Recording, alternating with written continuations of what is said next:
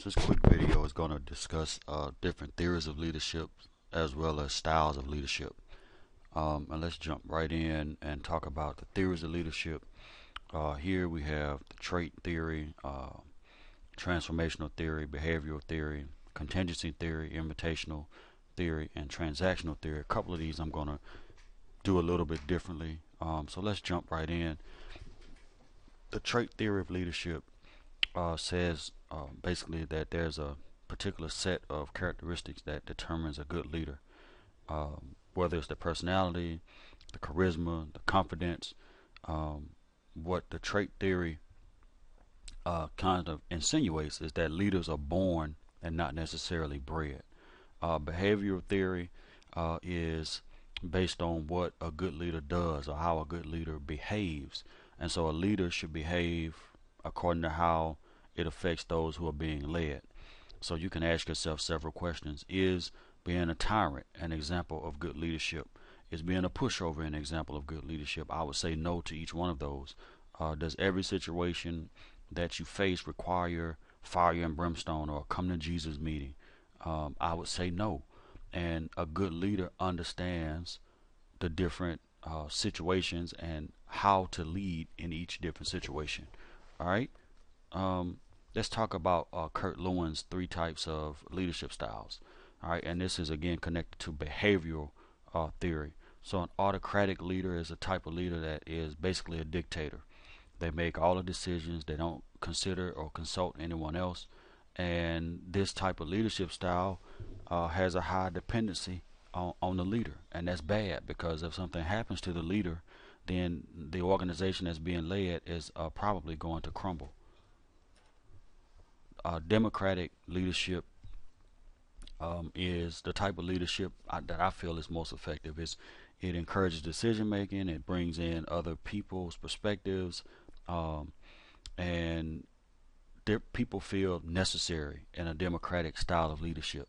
Laissez-faire is a French word for let it be, and in this particular type of leadership style, everybody shares some leadership responsibility. It can be kind of difficult because at some point it's going to seem like there's no direction in the leadership. So these 3 styles were developed in the 30s by Kurt Lewin. I'm going to talk about one other leadership style later, but let's go back to the theories.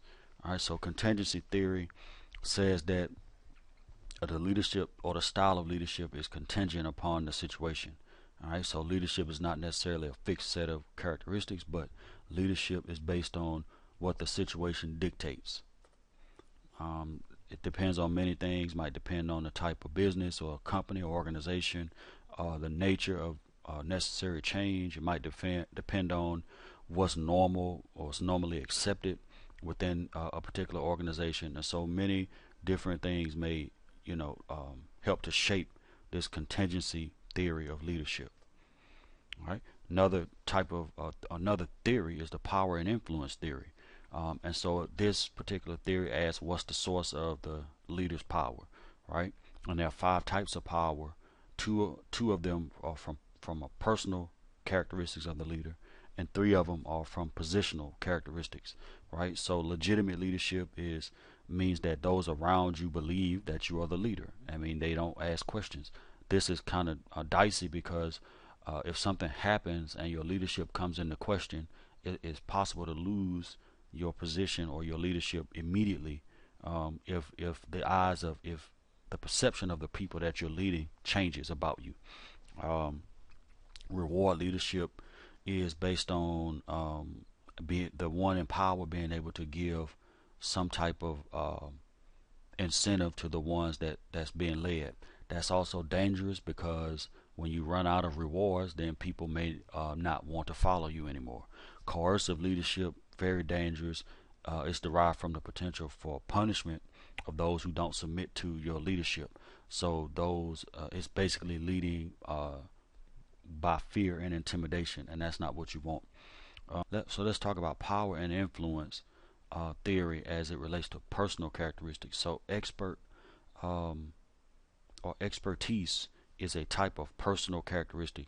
Do you have a particular skill set or expertise that no one else has? That would make it would allow you to lead in areas where others cannot because of your expertise. And referent power, that's power based on your charisma or your charm or your ability to communicate with people.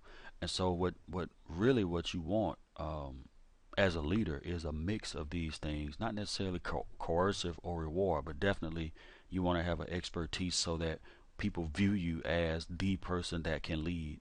And you also want to have a type of personality that enables you to deal with people on many different levels. All right, so invitational leadership is basically based on, this theory is based on building relationships and a sense of belonging. So it makes the employee say to the CEO, I want to be a part of this organization. I feel like I'm a part of this organization. And it makes the consumer believe that they're a part of that company. Facebook is a good example of this. Zuckerberg does a very good job of taking the feedback from the users of Facebook and using it to update and upgrade the program. So again, this type of leadership, this is a theory of leadership where the message sent out by the organization is very inviting to those that are being led. So if, we talked about autocratic, democratic, and laissez-faire, but we have not talked about paternalistic leadership style. And so again, this leadership style simply says that the leader acts as a father figure. This can be good and bad, and I'm actually a victim of this myself because I tend to lead this way at times. And what it does is it blurs the line between authority and friendship. And so it's kind of, this is a tricky leadership style to use, because sometimes people can no longer see you as the leader, but they begin to see you as just, oh, that's just my friend.